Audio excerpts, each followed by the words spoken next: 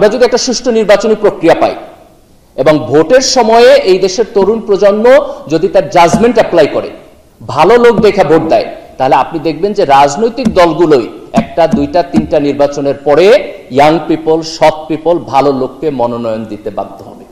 কারণ সে তো ক্ষমতায় যেতে চায়। হয় তার নির্বাচন ম্যানিপুলেশন করতে হইব, অথবা সংখ্যাগরিষ্ঠ জনগণ যে জাতীয় লোকদেরকে পছন্দ করে তাদেরকে তার রাজনীতির মধ্যে স্থান দিতে হবে। এছাড়া তো তার এই মডিফিকেশনের আর কোনো ওয়ে নাই।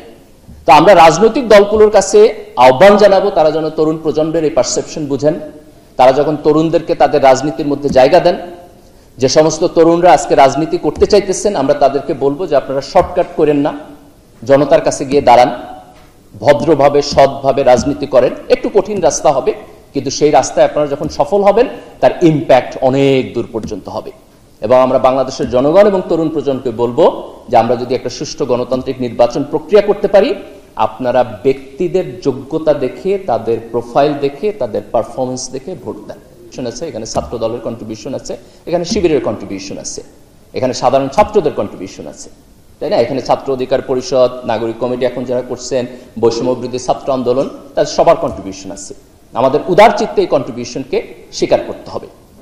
এই আন্দোলনের একটা বড় যে ক্যারেক্টারিস্টিক, সেটি হলো যে এই আন্দোলনের মধ্যে তরুণদের অংশগ্রহণ বেশি ছিল। এটা হচ্ছে এক্সট্রাঅর্ডিনারি নিউ সিচুয়েশন। যাদের বয়স 15 বছর, 20 বছর, 25 বছর, 30 বছর, তাদের পার্টিসিপেশন ছিল এখানে।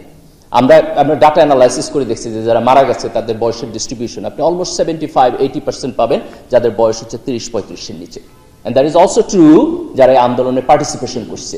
আপনি রাস্তার ভিডিও ফুটেজ দেখবেন, আপনি দেখবেন তরুণ। এই যে এখানে বলা হইতেছিল না যে আমাদের জনসংখ্যার ডিভিডেন্ট আছে, আমরা অনেক আলাপ করতেছিলাম যে হাসিনার এত ফ্যাসিবাদী শাসনের মধ্য দিয়ে ওই দেশের ইকোনমিক্স কলাপস করতেছে না কেন? একটাই কারণ ছিল যে এই দেশে ইয়াং পিপলের পরিমাণ বেশি, এটা ছিল তার স্ট্রেংথ। কিন্তু এটা তার উইকনেসও হয়েছে। এই ইয়াং পপুলেশন যখন ফ্রাস্ট্রেটেড হয়ে রাস্তায় এসে দাঁড়িয়েছে, তখন তার পতন হয়েছে।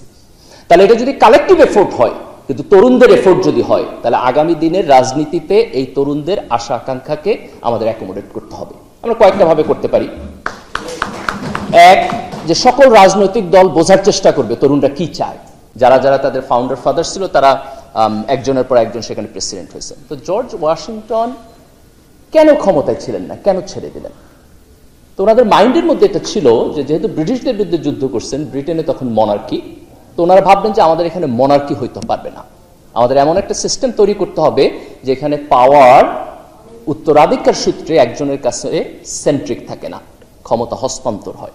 তখন কিন্তু রুল নাই, নিয়ম হয় নাই যে 2বার বেশি প্রেসিডেন্ট হতে পারবে না। আমেরিকাতে এখন 2বার বেশি প্রেসিডেন্ট হতে পারবে না, কিন্তু এই রুল হয়েছে 1951 সালে এসে, রুজভেল্টের পরে, দ্বিতীয় বিশ্বযুদ্ধের পরে। এর আগে কিন্তু আইন ছিল না। কিন্তু আপনি এই 76 থেকে শুরু করে 1950 সাল পর্যন্ত এই রুজভেল্ট বাদে এর আগে একজনকেও পাবেন না যারা 2 বছরের বেশি থাকছে। ওনারা যখন স্বাধীন হলেন, ওনাদের প্রথম প্রেসিডেন্ট হলেন জর্জ ওয়াশিংটন। উনি মিলিটারি কমান্ডার ইন চিফ ছিলেন, এই যুদ্ধে উনি নেতৃত্ব দিয়েছেন। প্রথমে 4 বছরের জন্য প্রেসিডেন্ট হলেন, তারপর আবার 4 বছরের জন্য প্রেসিডেন্ট হলেন। 8 বছর হওয়ার পরে তারা তাদের স্বাধীনতা ঘোষণা করছে, ডিক্লারেশন অফ ইন্ডিপেন্ডেন্স। তারপর 6-7 বছরের মতো যুদ্ধ হয়েছে। যুদ্ধ হওয়ার পরে তারা স্বাধীন হয়েছে, তাদের দেশ হয়েছে। ইন্টারেস্টিংলি, যেমন আমরা যখন আমাদের মুক্তিযুদ্ধের ইতিহাস বলি না, আপনি সব জায়গায় খুঁজে পাবেন যে একজন মাত্র নেতা ছিলেন, মনোপলি। কিন্তু আমেরিকাতে ওনারা যখন ওনাদের ইতিহাস পড়েন, তখন ওখানে একটা শব্দ ইউজ করেন যে তাদের ফাউন্ডার ফাদার্স। একজন ফাদার না, তারা জর্জ ওয়াশিংটনকে ফাদার অফ দ্য নেশন বলেন, but at the same time তাদের হচ্ছে ফাউন্ডার ফাদার্স আছে যারা এই আন্দোলনকে কালেকটিভলি করেছেন, যাদের কন্ট্রিবিউশন আছে, তাই না? জর্জ ওয়াশিংটনের পাশাপাশি থমাস জেফারসন আছেন, জন অ্যাডামস আছেন, এবং আরো ব্যক্তি এখানে কন্ট্রিবিউশন করছেন। খুব ইন্টারেস্টিং একটা জিনিস, তাদের গণতন্ত্র প্রশ্নের সম্মুখীন হয় নাই। কেন? এই যে জর্জ ওয়াশিংটনের মতো ভিশনারি লিডাররা স্বেচ্ছায় একটা কালচার তৈরি করছে। অথচ আমাদের এখানে কি হলো? এত বড় একটা মুক্তিযুদ্ধের মধ্যে দিয়ে দেশ স্বাধীন হলো। 72 সালে আইসা আপনি একটা কনস্টিটিউশন করলেন, যে কনস্টিটিউশনে এই দেশের সংখ্যাগরিষ্ঠ মানুষের আন্ডারস্ট্যান্ডিং রিফ্লেকশন হইল না। 73-এ আপনি একটা নির্বাচন করলেন, যে নির্বাচন সুষ্ঠু হইল না। আর 75-এ আপনি গণতন্ত্র বাদ দেয়া বাকশাল করলেন। এই যে শর্টকাট ক্ষমতার জন্য, যেই কারণে আমাদেরকে আজকেও গণতন্ত্রের জন্য সংগ্রাম করতে হইতেছে। আমেরিকানদের কেন করতে হয় নাই? কারণ প্রথম যে ব্যক্তি ছিলেন যারা এটা শুরু করছেন, দে আর গ্রেট পিপল। তারা গ্রেট কালচার তৈরি করছেন, ট্র্যাডিশন তৈরি করছেন।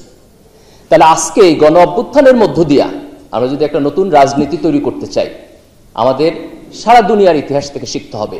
প্রথম হচ্ছে যে এই অভ্যুত্থানের ইতিহাসকে মনোপলি করবেন না, কেউ একা দাবি করবেন না আমি একলা করছি। এটা যার এখানে যতটুকু কন্ট্রিবিউশন উদার চিত্তে সেটি অন্যকে দিবেন।